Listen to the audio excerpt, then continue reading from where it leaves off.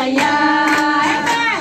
Ako ay masaya, ikaw ba ay masaya?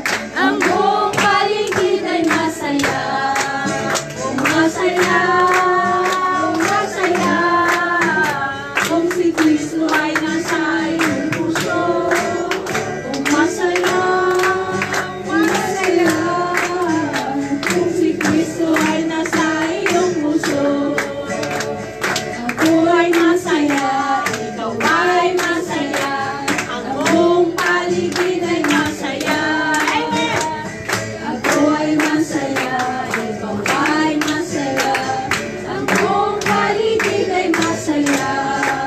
Kung masaya, masaya. Kung si Kristo ay nasa iyong puso. Kung masaya, masaya. Kung si Kristo ay nasa iyong puso. Kung si Kristo ay nasa iyong puso.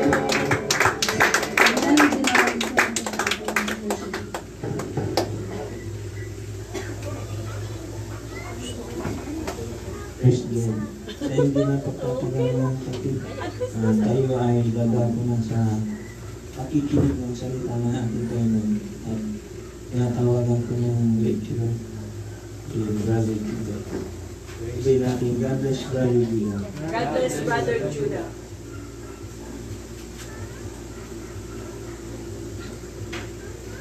Akuhan muna natin ang ating Panginoon. Praise God. Hallelujah. Hallelujah. Lahat ba tayo masaya mga kapatid? Parang hindi tayo kumain mga kapatid. Saba mga kapatid, lahat ba tayo masaya? Amen! Praise God. Hallelujah. Hallelujah. At bago tayo magsimula mga kapatid, iniling ko muna. Sister Verdi na siya kung mag-pray sa gawin ito. Christian, manalangin tayo mga kapatid. Dakilang Diyos na makapangyarihan sa lahat, kami po Panginoon o God ay nagpapasalamat sa gabing ito na narito na naman po kami Panginoon na mag-aral ng iyong mga salita Panginoon o God. Lord, nakatayo na po ang iyong gagamitin sa gabing ito si Brother Judah Panginoon o God. Malaya ka, Panginoon, na kumilos sa kanya, Panginoon. Langisan mo ang kanyang mga bibig, Panginoon. And let the anointing upon unto him, Panginoon, O God, ng mga salita mo, Panginoon, na mapapakinggan namin sa iyo sa gabing ito ay hindi po void. Ibabalik namin ito nang may kabuluhan sa iyo, Panginoon, O God. Hallelujah. Kaya sa gabing ito, Panginoon, ihanda mo ang aming puso at isipan, Panginoon, lalo na ang aming mga tainga na makikinig ng iyong mga salita. Mangusap ka sa bawat isa sa amin kung ano ang iyong nais na, kung ano ang iyong layunin para sa bawat isa sa amin, Panginoon, sa gabing ito. Punuin mo po ang aming sisidlan ng iyong mga salita, Panginoon, O God. Hallelujah, sapagkat ang iyong mga salita ay aming kalakasan, Panginoon, O God. Maraming salamat po, Panginoon. Malaya po kayong pumilos, Panginoon, sa gabing ito, Panginoon, O God. At ito po ang aming samot dalangin. In Jesus' mighty name we pray. Amen. Praise God. Praise God. Hallelujah. Hallelujah. Sige, nagkaroon na lang ito ang pagpak sa ating Panginoon.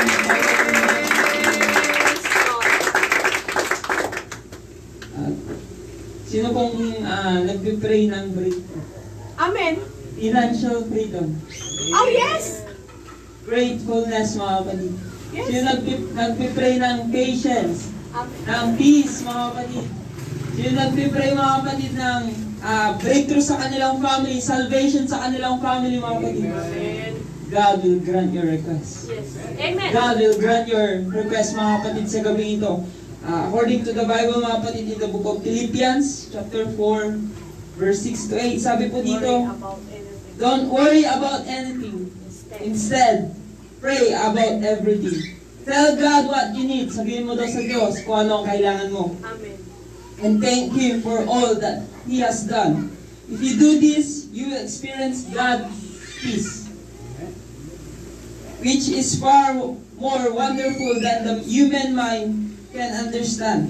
His peace will guard your hearts and mind as you live in Christ Jesus.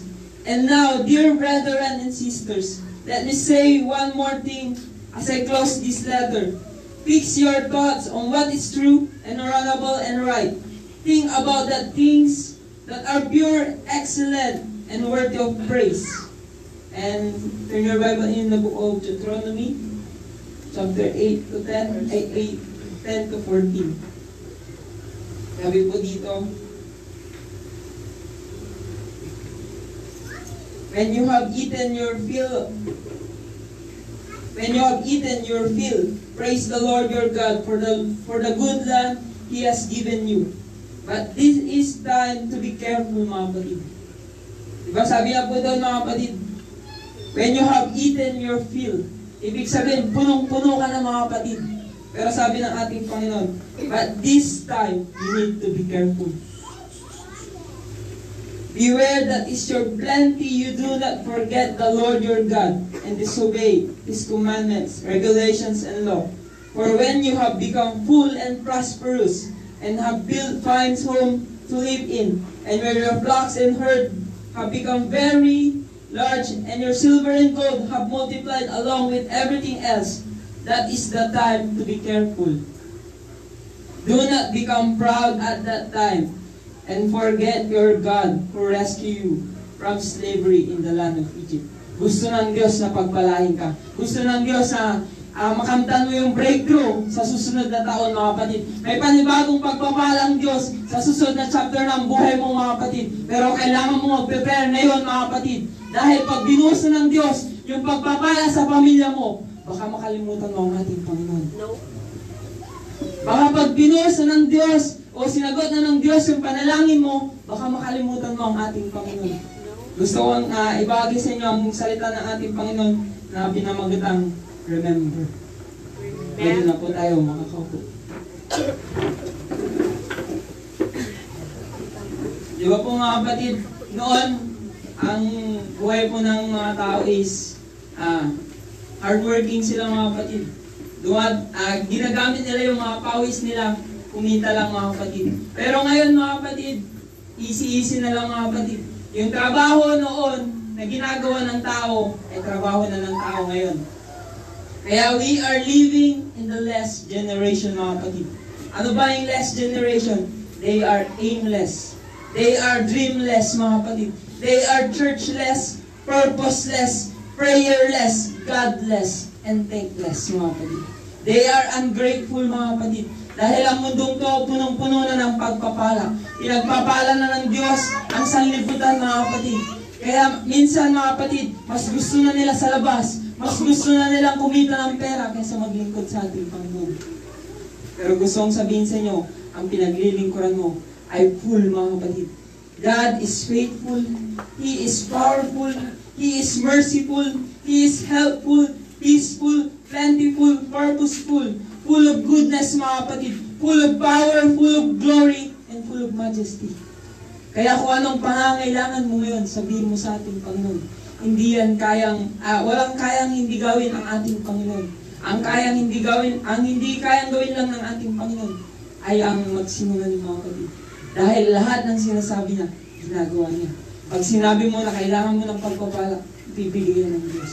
Pag kailangan mo ng breakthrough, ibibigay yan ng Diyos. Maging tapat ka lang sa ating Panginoon. Ang humanity, mga kapatid, ang tao binigyan ng Diyos ng regalo. Ano po yung regalo na yun, mga kapatid? Regalo of memory. Anong regalo yun, mga kapatid? Yun yung gift na kaya nating umalala, mga kapatid. Kaya nga minsan, pag dumadating ka sa pagsubok, dumadating ka sa problema, yung alaala mo ang nagiging dahilan para magpatuloy ka. Yung alaala mo noon, yung nagiging dahilan para magpatuloy ka sa ating Panginoon. Na sinabi mo noon, nung nalagpasan ko yung problema na yan, panibagong problema na naman, aalalahanin mo yung nakaraan, mga kapatid, para makapagpatuloy ka sa hinaharap. Amen. And God give us an ability to remember, mga kapatid, whether it's bad or good. Happy memories or bad memories, mga kapatid. Minsan trauma, minsan heartache, minsan yun yung nagiging tormentor para mas lalo tayong hindi maglingkod sa ating Panginoon. Pero life is not a collection of days and months. Ang buhay ay hindi lang isang koleksyon ng araw at buwan, mga kapatid.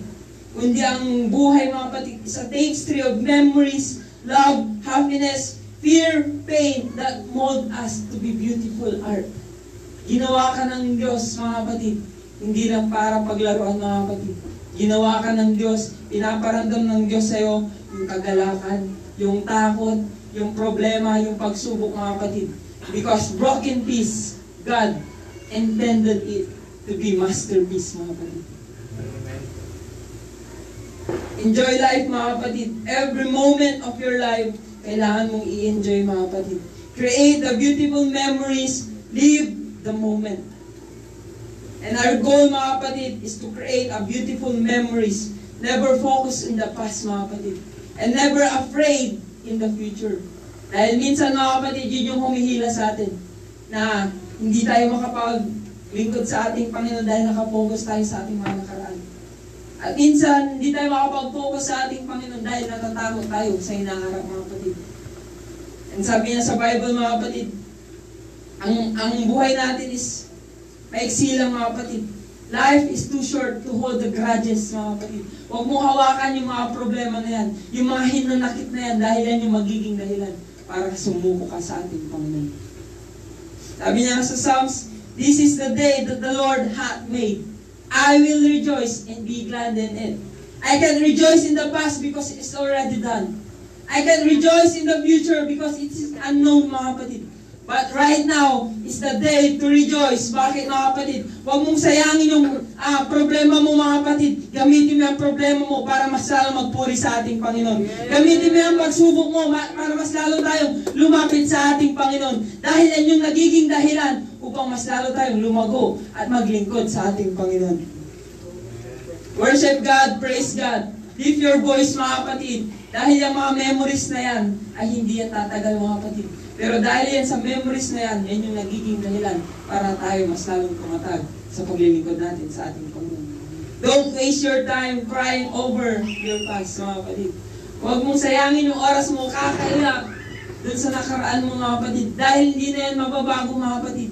Diba sabi niya nga po, yesterday is history. And future mga kapatid is mystery.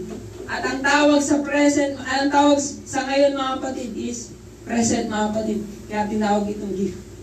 Regalo yan ng Diyos na kailangan mong ipagpasalamat sa ating Panginoon. Huwag mong hahayaan na yung mga past mistakes mo ang magiging dahilan para tumalikod ka sa ating Panginoon. Kundi gamitin mo yung mga past mistake mo para maging ladder upang mas lalo tayong lumapit sa ating Panginoon. Dahil yan yung nagiging dahilan para maglingkod tayo sa ating Panginoon. Tignan nyo nga po mga kapatid.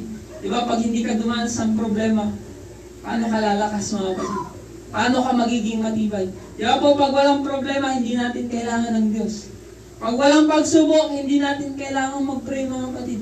Kung wala ang problema mga kapatid, hindi natin makikilala ang ating Panginoon. Salamat sa problema, nakilala ko ang Diyos na totoo. Salamat sa problema, nakilala ko ang Diyos na nagpapagaling. Salamat sa problema, nakilala ko ang Diyos na hindi nag-iiwan sa akin mga kapatid.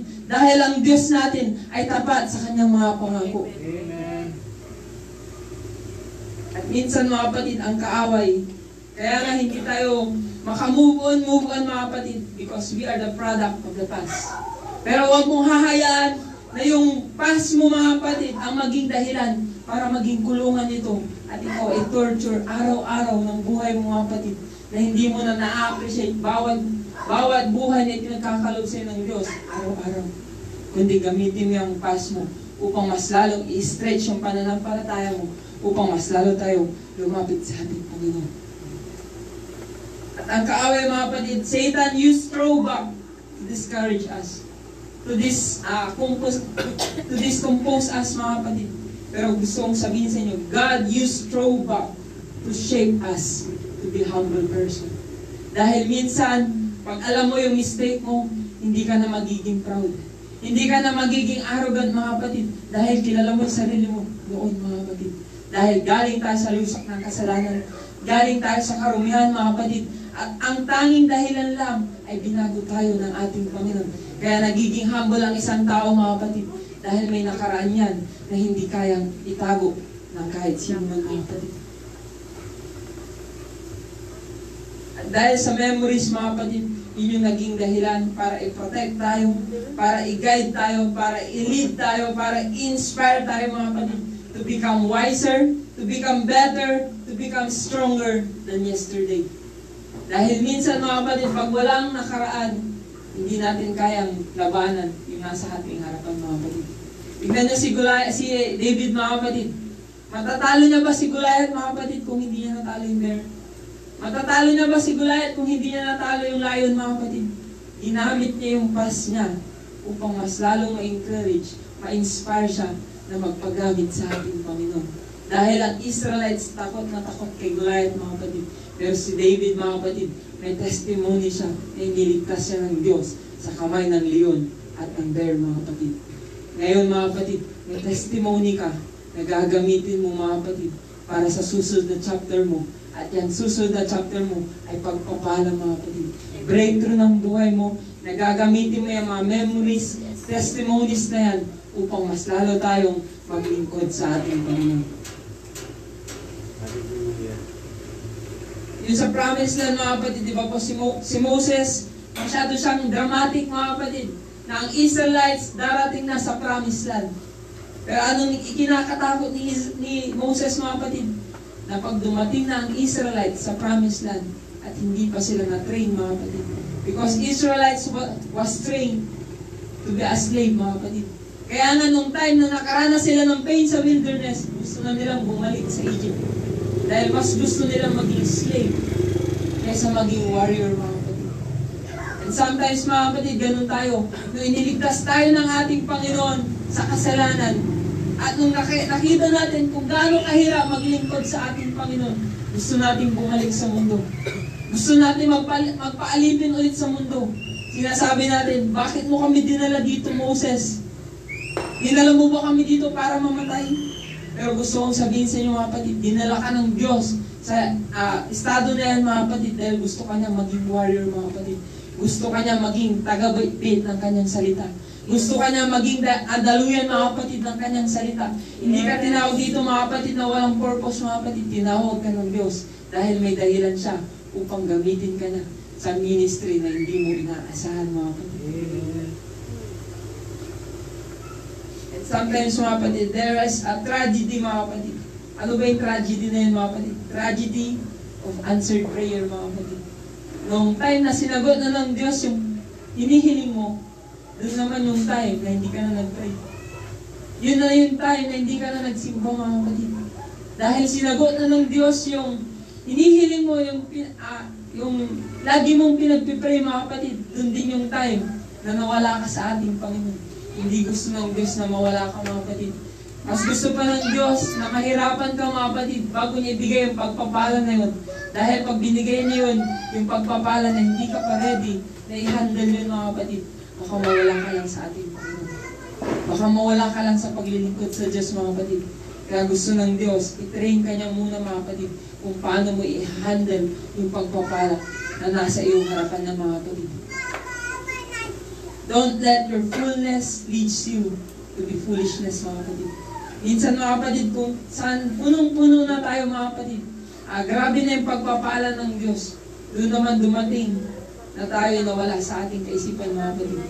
Yung time na binuso ng Diyos yung pagpapala kay King Solomon mga kapatid. Di ba po? Dahil nga sa sobrang talino niya mga kapatid, sobrang dami niya mga kapatid, dami na ng kanyang pera, nakalimutan niya ang tunay na Diyos mga kapatid. Sumamba siya sa iba't ibang Diyos mga kapatid. Dahil sa sobrang pagpapala mga kapatid, nakalimutan niya yung tunay na Diyos. Nakalimutan niya yung dati niyang pinaglilingkuran. He forget His first love mga kapatid.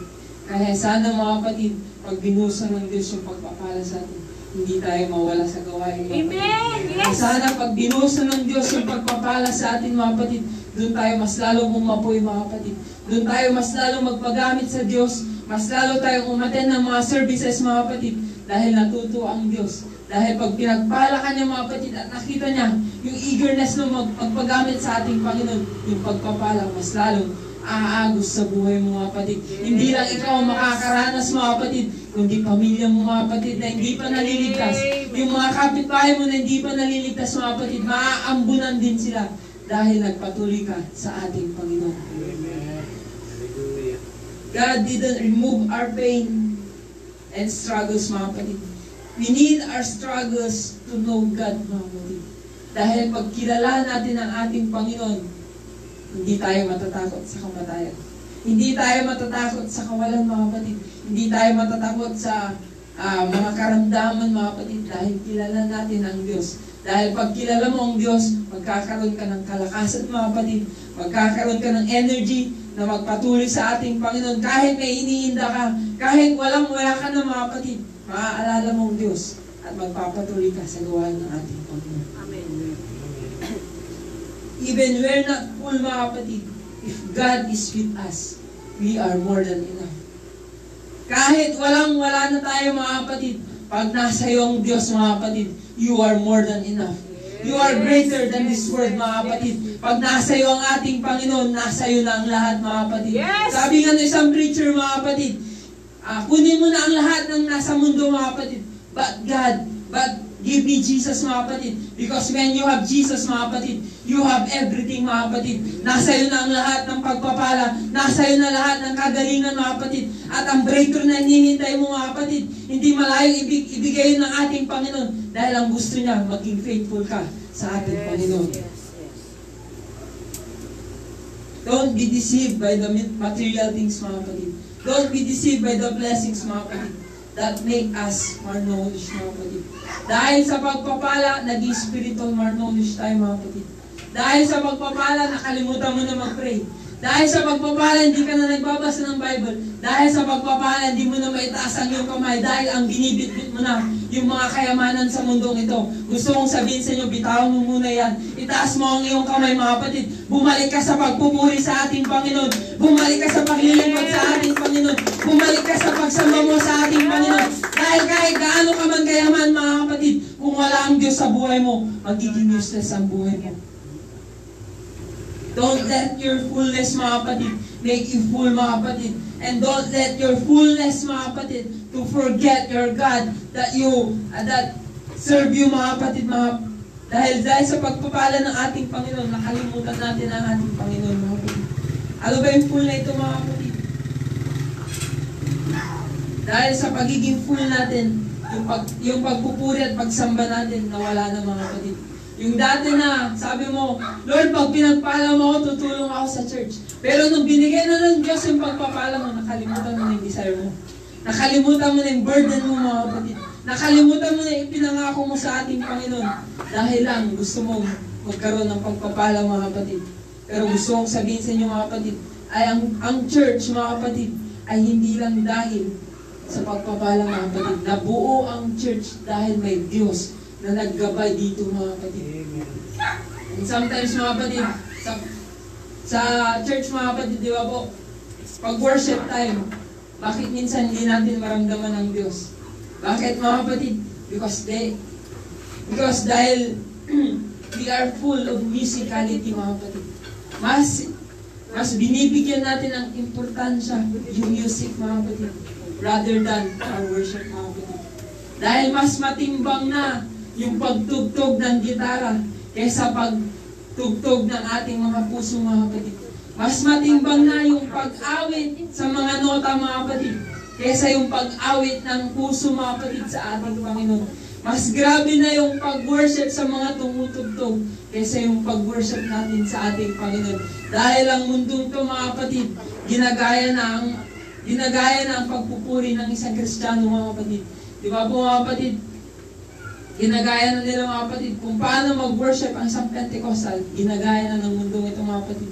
Pero ang Pentecostal, mga kapatid, kung nagpuri sila, mga kapatid, hindi dahil sa music, hindi dahil sa instrument, mga kapatid, hindi dahil sa puso, mga kapatid, na sumasamba, totoo na nagpupuri sa ating Panginoon. Paano natin malalaman kung ang isang tao ay true worshiper, mga kapatid? Hindi dahil sa kanilang lakas. Hindi dahil sa kanilang galing, mga kapatid. Kundi dahil ang puso nila ay umaawit ng totoo sa ating Panginoon. Kahit wala yung music, mga kapatid, kahit wala yung kanta, mga kapatid, maalala mo lang kung paano ka niligtas ng ating Panginoon. Itataas mo na yung kamay mo, aawit ka na, mga kapatid. Sasabihin mo sa Diyos, He is great, mga kapatid. He is marvelous. He is awesome, mga kapatid. Dahil kung hindi dahil sa Diyos, mga kapatid, wala ka rito. Kung hindi dahil sa Diyos, mga kapatid, nasa karumihan pa rin tayo mga kapatid. Kung hindi dahil sa Diyos mga kapatid, siguro hindi na natin alam kung ang buhay natin ay saan patungo mga kapatid. Kaya dapat nating alalahanin ng Diyos bawat oras, minuto ng ating buhay. Dahil sa Diyos lang tayo kumakapit mga kapatid. Ang wilderness mga kapatid, bakit pinaparanas ng Diyos ang wilderness? Dahil gusto ng Diyos, totally dependent tayo sa ating Panginoon. Dahil minsan mga kapatid, pag alam mo na o kaya mo na yung isang bagay, hindi mo na kailangan ng tulong ng Diyos. Kaya inaalaw ng Diyos na hindi mo maintindihan yung isang bagay. Hindi mo ma-resolve yung isang pagsubok mga kapatid. Hindi mo kayanin yung isang trials mga kapatid. Dahil gusto ng Diyos, lumapit ka sa Kanya. Kaya ibinibigyan ng Diyos yung mga problema na yan na hindi mo kayang lagpasan ng mag-isa mga kapatid. Dahil gusto ng Diyos, lalagpasan mo yung problema na yan, yung pagsubok na yan, nakasama siya mga kapatid. Alalahanin natin mga kapatid yung parable of the footprints mga kapatid. Yung footprints in the sand, na akala niya mga kapatid, mag-isa niya lang naglalakad. Minsan ganun tayo mga kapatid. Nung time na kasama natin ang ating Panginoon, masaya tayo mga kapatid. Pero nung time na akala natin, umalis na ang ating Panginoon. Akala natin, binubuhat na natin yung sarili nating problema, sarili nating pagsubok. Pero doon natin marirealize mga kapatid, ikaw yung karga-karga na ng ating Panginoon. Binubuhat ka niya na sa panahon na ikaw ay nahihirapan na. Binubuhat ka niya na sa panahon na hindi mo na kaya yung problema. Binubuhat ka na ng ating Panginoon. Kaya sana huwag natin makalimutan kung paano tayo inalagaan ng Diyos, kung paano siya gumawa ng river sa desert mga kapatid, kung paano niya binuksan yung arka, maligtas lang tayo sa lunod ng kasalanan mga kapatid. Gusto kong sabihin sa inyo mga kapatid, huwag mong kakalimutan ng Diyos nung panahon na full ka na mga kapatid. Nung panahon na binihisan ka na ng Diyos mga kapatid, huwag mong kakalimutan ng Diyos. Kung nare-realize mo mga kapatid na punong-puno ka na ng pagpapala mga kapatid, bumalik ka sa altar mga kapatid, purihin mo muli ang Diyos, sambahin mo muli ang Diyos mga kapatid, dahil ang gusto ng Diyos ay ang pagsamba mo mga kapatid. Hindi gusto ng Diyos yung mga material na bagay na nasa iyo mga kapatid, kundi ang gusto ng Diyos ay makasama ka niya, makapiling ka niya mga kapatid, at makasama ka niya sa mundong ito mga kapatid. And sometimes mga kapatid, ang wilderness mga kapatid is a spiritual drought, financial struggle, pero ang gusto ng ating Panginoon, i-endure mo yung wilderness. Bakit kailangan natin i-endure yung wilderness mga kapatid? Because if you cannot endure the wilderness, you don't deserve the promised land. Kung hindi mo kayang tiisin yung wilderness na yan, hindi ka deserving. So, promised land na inihanda ng ating Panginoon. Dahil kung sa wilderness hindi mo masambang Diyos, how much more pag binigay na ng Diyos yung promised land sa'yo, baka mas lalo mong kalimutan ng ating Panginoon. Baka mas lalo mong itaas ang sarili mo. Tulad nga ni Lucifer mga kapatid. Anong ginawa ng Diyos sa kanya? Binihisan siya ng Diyos. Lahat ng diamonds nasa kanyang damit mga kapatid. Ang binihisan ng Diyos na anghel mga kapatid, hindi si Gabriel at hindi rin si Michael mga kapatid. Kundi ang pinaburan ng Diyos sa langit mga kapatid ay si Lucifer mga kapatid. Dahil sa kanya lang ibinihis yung diamonds na yun mga kapatid. Pero anong ginawa niya mga kapatid? Nakalimutan niya ang ating Panginoon. Bagkus tinaas niya ang sarili niya. At nung pagtaas niya sa sarili niya mga kapatid, yun din yung naging dahilan ng pagkabagsak mga kapatid. Huwag mong trabahuin ang trabaho ng Diyos mga kapatid. Ang trabaho ng Diyos ay iangat ka. Ang trabaho natin ay magpakumbaba mga kapatid. Pero pag binaliktad mo yan mga kapatid, pag ang sarili mo itinaas mo mga kapatid, marahil grabe ang mangyayari sa iyo mga kapatid. Dahil ang Diyos naman ang magtrabaho sa trabaho mo mga kapatid. Di ba po? Pag ang trabaho ng Diyos, trinabaho natin, itataas natin ang sarili natin.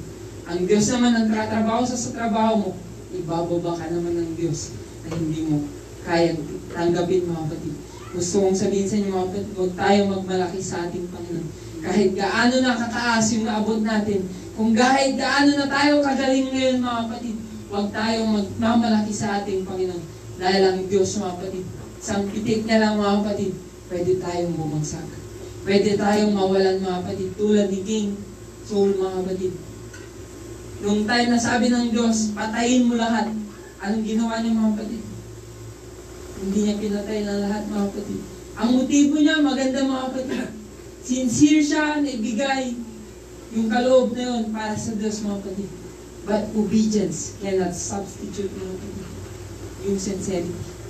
Dahil kung kahit na sincere ka mga kapatid, mas maganda pa rin na sumunod tayo sa ating Panginoon. Kahit gaano ka ka-sincere sa ating Panginoon, mas gusto pa rin ng Diyos yung matuto tayong sumunod mga kapatid. Dahil hindi hinahanap ng Diyos yung sincerity mo. Ang hinahanap ng Diyos yung matulong sumunod sa ating Panginoon. God is not against your material blessing mga kapatid. But forgetting God in the blessing mga kapatid, doon tayo magkakaroon ng problema mga kapatid. Kung titignan natin mga kapatid, sa backsliding, mas maraming nag-backslide sa prosperity rather than poverty mga kapatid.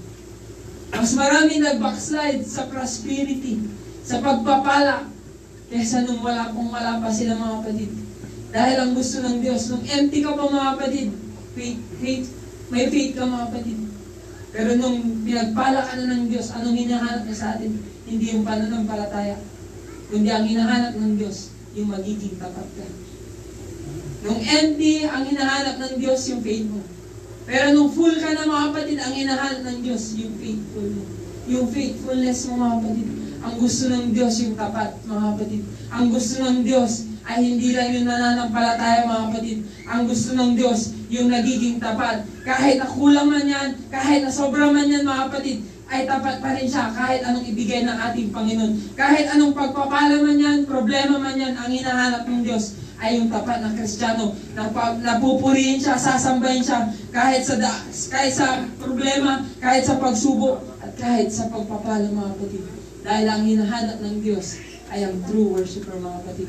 Remember God mga kapatid in the process mga kapatid. Remember God in your emptiness mga kapatid. And remember God in your fullness. Dahil ang gusto ng ating Panginoon ay maging faithful tayo kahit anong ibigay niya sa bawat isa sa atin. Dahil niready na ng ating Panginoon ang lahat mga kapatid. Tulad kay Abraham mga kapatid, anong sabi ng Diyos sa kanya? Go, sabi lang ng ating Panginoon. Pero anong ginawa ni Abraham? Sumunod siya sa ating Panginoon. Kahit hindi niya alam kung saan siya pupunta. Kahit hindi niya alam kung saan ang dadaanan niya mga kapatid. Pero kung babasahin natin yung Bible mga kapatid, sa chapter 12, sabi ng ating Panginoon, lumabas ka dyan sa lugar mo. At I will make your family as a dust of the earth, sabi niya doon mga kapatid. Kasing dami ng buhangin sa dagat mga kapatid, yung magiging descendants niya. Pero sabi niya doon mga kapatid, nung time na yun, hindi alam ni Abraham kung saan siya pupunta. Pero after that chapter mga kapatid, babasahin natin sa chapter 13 verse 2. Anong sabi doon mga kapatid? And Abraham was filled with silver and gold mga kapatid. Nakahanda na yung pagpapala para sa iyo mga kapatid. Ang gusto ng Diyos, sumunod ka sa kanyang kalooban. Malapit na magtapos ang taon mga kapatid.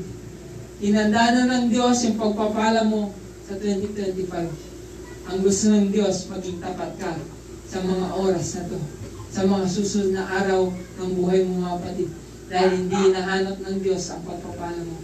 Hindi hinahanap ng Diyos kung anong meron ka mga kapatid. Kundi ang gusto ng Diyos, yung buhay mo, ibigay mo sa Kanya. Ang gusto ng Diyos, yung puso mo, ibigay mo sa Kanya. Lahat ng binigay ng Diyos sa iyo, gamitin mo yan para purihin at sambahin ang ating Panginoon.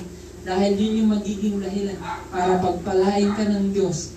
Hindi lang ikaw mga kapatid, kundi buong pamilya mo, buong nakakakilala sa iyo mga kapatid.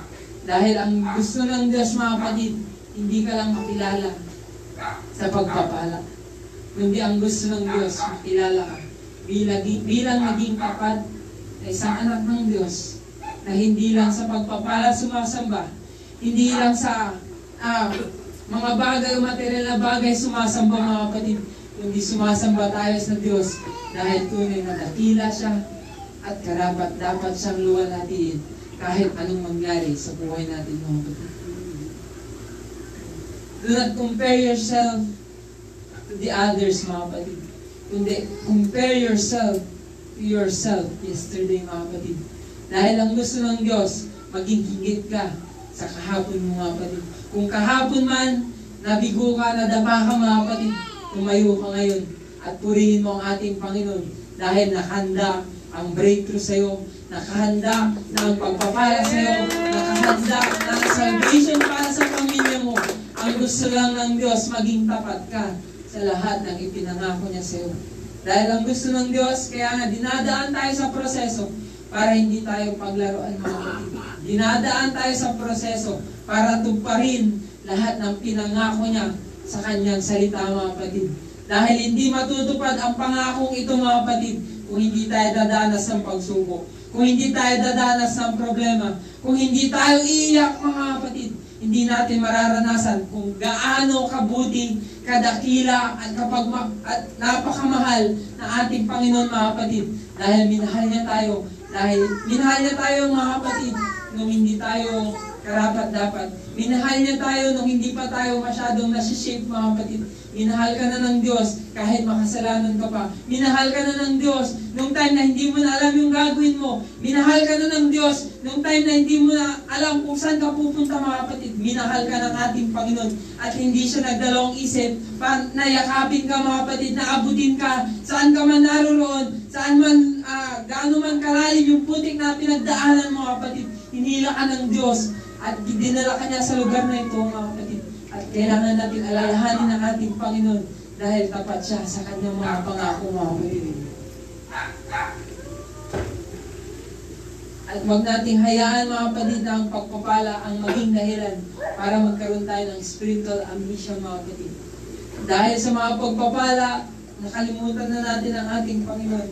Di ba po, yung Book of Joshua, ang sabi doon, yun yung Book of Victory. Dahil lahat ng lugar na kinonquer nila, mga kapatid, lahat ng lugar na pinuntahan nila, nasakop nila, mga kapatid, at napasakan nila, mga kapatid. Gusto ng Diyos maging conqueror ka, mga kapatid.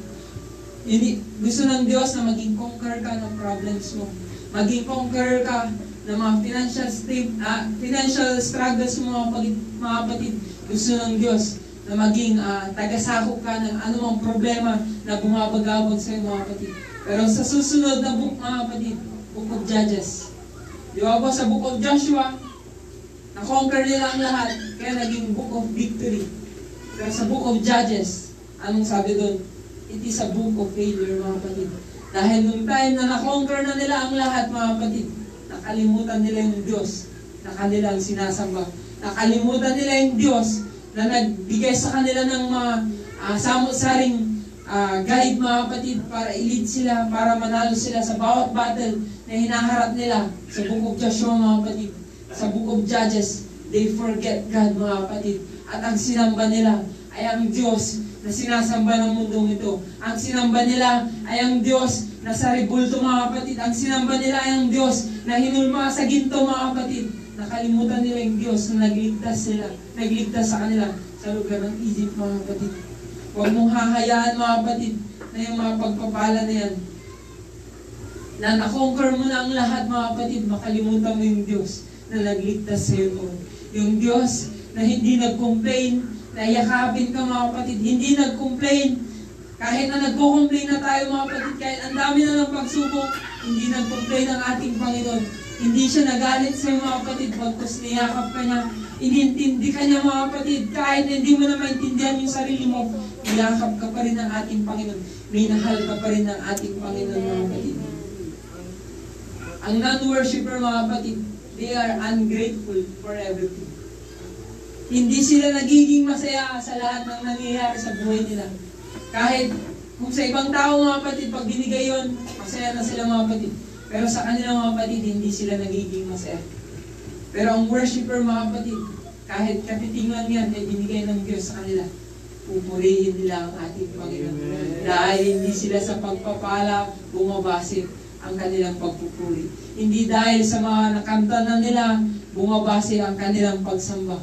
Dahil ang kanilang pagsamba ay bumabase kung gaano kadakila, kung gaano ka pagmahal ang ating Panginoon, kung gaano sila niyakap ng Diyos yung time na wala na sila, mga kapatid.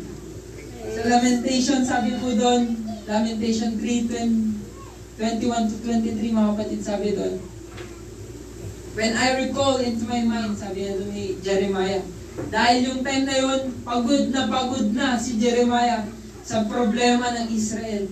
Gusto yun nang subukan yung Israel, mga kapatid. Iyak siya ng iyak, kaya nga siya tinawag na weeping prophet, mga kapatid. Dahil siya lang yung propeta ng Diyos na laging umiiyak, mga kapatid. Dahil sa sobrang bata niya pa, mga kapatid, ginamit na siya ng Diyos bilang taga-mensahe ng kanyang mga salita, mga kapatid. Pero dahil sa kanyang murang edad, nakita niya na lahat ng problema. Sinalo niya na lahat ng problema, mga kapatid. Kaya umiiyak si Jeremiah, pero sabi niya doon, when I recall into my mind, mga kapatid, nung naalala ko sa aking kaisipan kung gaano ang Diyos kabuti sa akin. Kung gaano ang Diyos, grabe ang kanyang pagmamahal sa akin, sabi niya, nakalimutan ko lahat. Lahat ng sakit, lahat ng mga hinanakit, mga kapatid, lahat ng bighati, mga kapatid. At sabi niya doon, mga kapatid, mga kapatid, na lahat ng bagay na nangyari sa kanya, lahat ng mga pagsubok na nangyari sa kanya, pag dumating na ang pagsikat ng araw, mga kapatid, bago na namang pag-asa ang kanyang matatanggap. Bago na namang opportunity ang kanyang matatanggap. Bago na namang chapter ang kanyang matatanggap, mga kapatid. Kaya nung time, mga kapatid, nahinang-hina na siya, mga kapatid, inisip niya kung gaano kabuti ang Diyos. At yun yung naging dahilan niya para sabihin niya na ang Diyos ay tapat at ang Diyos ay napakabuti. Ang Diyos ay mapagmahal, hindi ka niya iniwan sa panahon na nag-i-struggle ka. Kung sa mundong ito, pag may mga problema ka, kakalimutan ka ng kaibigan mo. Kakalimutan ka ng mga tao sa paligid mo, mga kapatid. Pero nung time na may problema ka, mga kapatid, Diyos lang yung lumapit sa'yo. Diyos lang yung yumakap sa'yo. Hindi niya tinignan kung gaano kalaki yung kasalanan mo. Hindi niya tinignan kung gaano kalaki yung nagawa mo, mga kapatid. Kundi ang tinignan niya, yung puso mo na gustong magpagamit sa ating Panginoon. Tinignan ng Diyos yung puso mo, mga kapatid, na gustong humingi ng kapatawaran sa ating Panginoon. Ang hinahanap ng Diyos ay yung puso na marunong sumumba sa ating Panginoon. Yung puso na marunong humingi ng kapatawaran sa ating Panginoon. Hindi naghahanap ng Diyos ng magaling. Hindi naghahanap ng Diyos ng taong mayaman, mga kapatid, kundi ang hinahanap ng Diyos ay yung magiging tapat kahit anong pagsubok man ang kanyang pagdaanan, kahit gaano man kalaki ang kanyang pinagdadaanan, mga kapatid, marunong pa rin siyang tumalon, marunong pa rin siyang pumuri, sumamba sa ating Panginoon. Dahil ang pagsamba niya, mga kapatid, ay hindi base sa pagpupalang, mga kapatid. At malapit na ang matapos, mga kapatid. Dahil nga sa mundong ito, modern technology na, mga kapatid. Dahil sa tumaas ng technology, bumaba na rin ang morality, mga kapatid.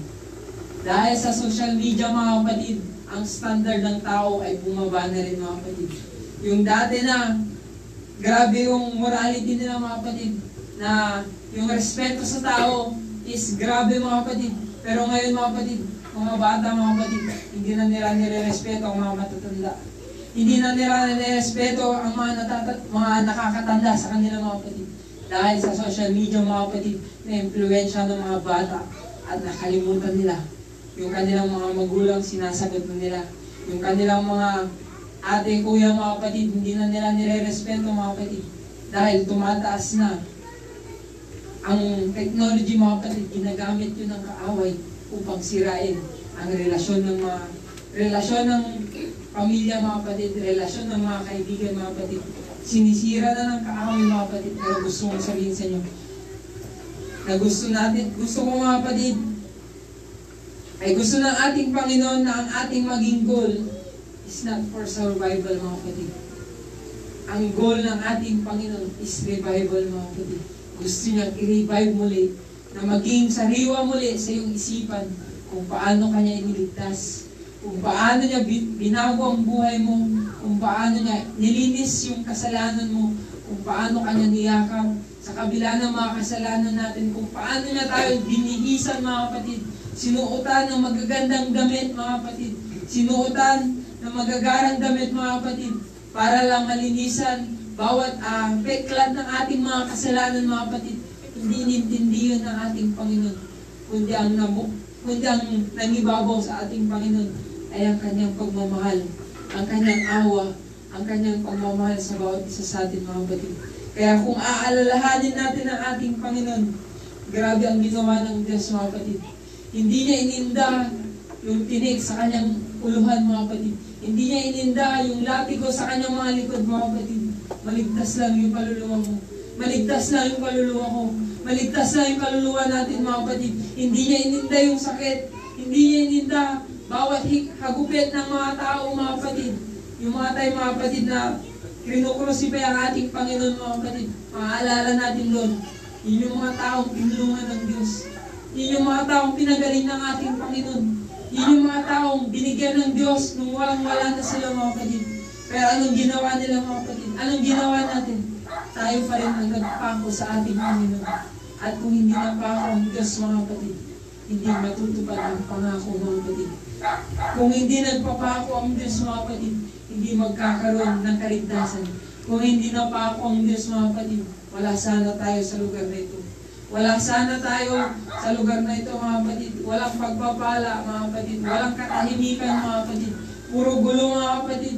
Puro salot na lang ang mararanasan natin. Pero salamat sa ating Panginoon. Alalahanin natin ang Diyos. Namatay siya, mga kapatid, para lang sa iyo. Kaya huwag nating hahayaan, mga kapatid, na yung pagpapala na yan ang maging dahilan para makalimutan mo yung Diyos na nagligtas sa iyo noon.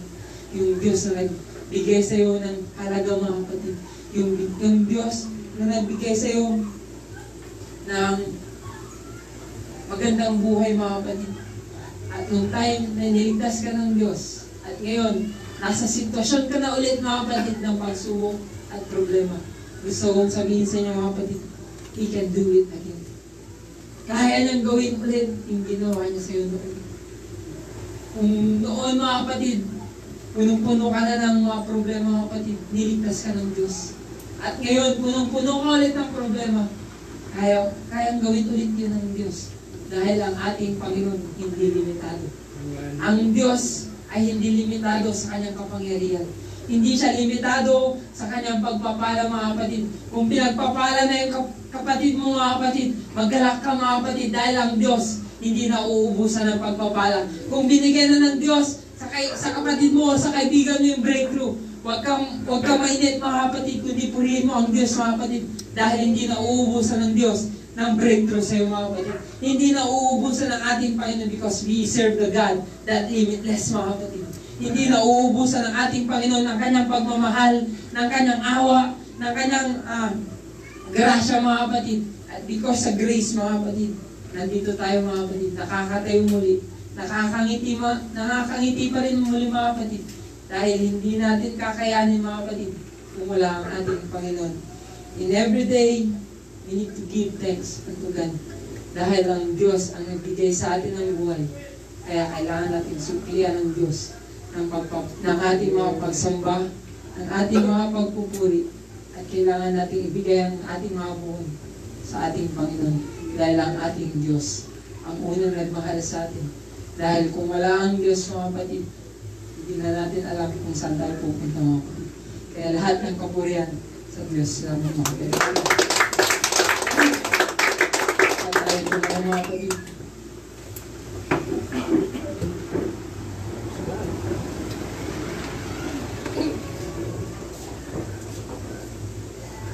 Kantayin natin ang nasasabing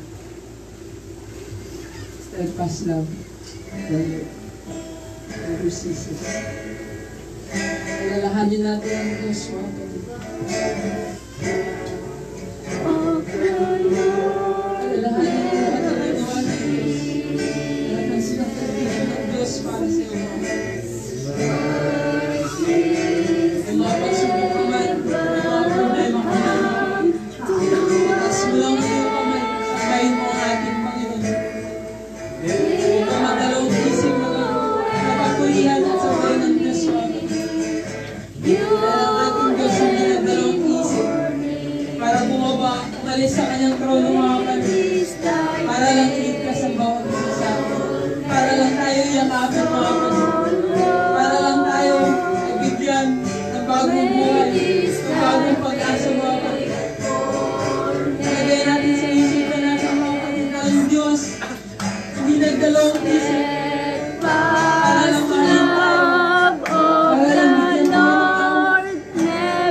ceases. His mercies never come to an end.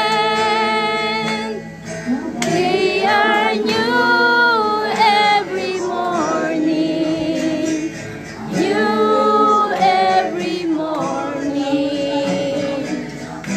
Great is thy faithfulness, O Lord. Great is thy faithfulness. Steadfast love of the Lord never ceases. His mercies never come to an end. They are new every morning, new every morning. Great is thy faithfulness, O Lord. Great is thy faithfulness. Dahil nabubuhos din ng Steadfast love of the Lord never ceases. Magdudulang tayo magtiwala sa ating Panginoon. Dahil inaayos ng Diyos bawat parte ng ating buhay. Dahil lahat ng papala at kondisyon ng puso ay ninandaan ng Diyos. Kailangan mo lang habang ikaw ay nabubuhay ngayon mga kapatid, ay maging tapat sa Diyos. At alalahanin mo ang Diyos mga kapatid. Dahil lagi ka nang inaalala mga kapatid. Sa panahon na nahihirapan ka na inaalala ka na Diyos. Huwag kang gigibaw. Dahil lang sa pagsubok. Kung di ka din pinapagsubok na yan, mas lalo ka sumamba at lumapit sa ating Panginoon. Every morning, great is thy faithfulness, O Lord. Great is thy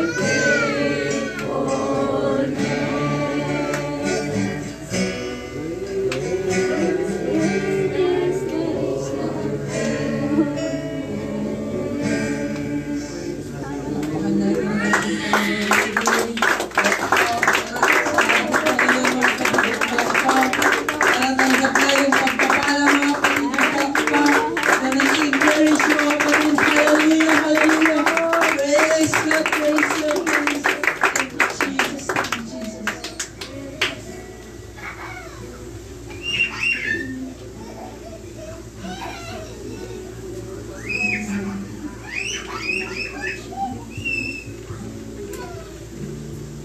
God, hallelujah. Ang hiling ko po ay Sister Nel ko na siya pag-pray. Amen. Ipag-pray Pagkatapos ko ng gawain.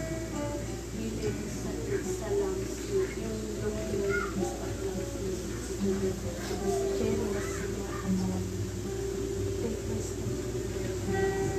Sayang na dyan ang break. Ay, sa atin nung talaga.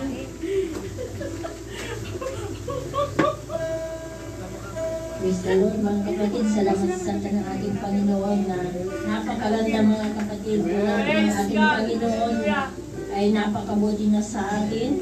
Simula bata ka pa, simula nasa sinapupunan ka pa ng iyong ina, ay mabuti na ang Diyos sa iyo hanggang ngayon. Praise the Lord. Palakpakan po natin ang ating Panginoon. Praise God. Hallelujah. Hallelujah. Sa ating pagtatapos, salamat Brother Judas sa mayamang salita ng ating Panginoon sa gabing ito. Salamat sa encouragement nagbibigay kalakasan po ng bawat isa. At sa ating pagtatapos, manalangin po tayo mga kapatid. Praise God, dakilang Diyos, maraming salamat sa iyong presensya sa gabi ito. Salamat Lord sa mayamang mong salita, Panginoon, at salamat din po sa inyong ginamit sa gabing ito si Brother Judah, Panginoon. We pray, O God, for your blessings sa kanting Panginoon, your anointing o kanting Panginoon, upang gamitin mo pa, Panginoon, sa iyong gawain. Pagpalain niyo po sila, Panginoon, kasama ang kanyang family, Panginoon. Ganyan po ang bawat isa sa amin dito, Panginoon. Patuloy kang kumilos sa aming buhay. Pagpalain niyo ang bawat isa kapatiran dito, Panginoon, na dumadalo lagi, Panginoon, sa Bible study na ito. Salamat, Lord, sa 4 na taon, Panginoon, na pinagkalumi sa bawat isa sa amin. Salamat sa mga nagdaang taon na kami po iningatan, Panginoon, at patuloy pa rin po, Panginoon, ang Bible study na ito, Panginoon. At umaasa kami, Panginoon, ang iyong pagpapala ay patuloy na dumaloy sa aming buhay. Sa susunod na taon, Panginoon, salamat, O God, sa iyong mga blessings. Lord, din po, Panginoon, O God, sa oras na ito, sa mga kapatid na may karamdaman, si Gracel Dalupe, Panginoon, nangangailangan po siya, Panginoon, ng kagalingan, Panginoon. Lord, alam namin, Panginoon, na kayo pa rin ang Panginoon na nagpapagaling noon, ngayon at magpakailanman. Lord, din po, Sister Cherry Ubando, Panginoon, Sister Gracel Dalupe, Panginoon, we claim healing upon them, Panginoon. Ano man ang nararamdaman nila, ano man ang karamdaman nila, Panginoon, O God, sa oras na ito, we claim for healing upon them, Panginoon, sa pangalan ni Jesus na taga Nazaret, Panginoon. Lord, salamat, O God, sa kagalingan na pinagkalo mo sa kanila. Touch them right now, Panginoon, sa pangalan ni Jesus. Lord, salamat, maraming salamat po, Panginoon, sa gabing ito at sa aming pagtulog, Panginoon. Ingatan niyo rin po kami, Panginoon, na bukas muli, Panginoon, magigising kami, Panginoon, na may taglay na kalakasan, Panginoon. At ganoon din po, Panginoon, ang merienda sa gabing ito, Panginoon. Linisan niyo po, Panginoon, na para po sa aming katawan niyo po, Panginoon. Magbigay po ng kalakasan, Panginoon. At bigyan niyo po, Panginoon, ng nutrients sa mga pagkain na ito. Doon din po, Lord, ang nakahanda, pinanggalingan ng mga handa ito, Panginoon.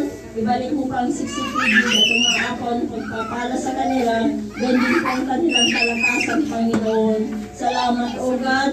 Salamat din sa lugar na ito, Panginoon, na patuloy na ginagamit sa Bible study, Panginoon. Pagpalain niyo po ang Arieta family. At ganyan po ang bawat isa sa amin, Lord. Nakikita niyo po ang aming pangangailangan ng bawat isa, Panginoon, O God. We claim the victory, Panginoon. In Jesus' name we pray. Amen. Palakpakan po natin ang ating Panginoon. Praise God. Hallelujah. Hallelujah. Praise God. Thank you, Jesus. Makakaupo muna tayo, mga kapatid.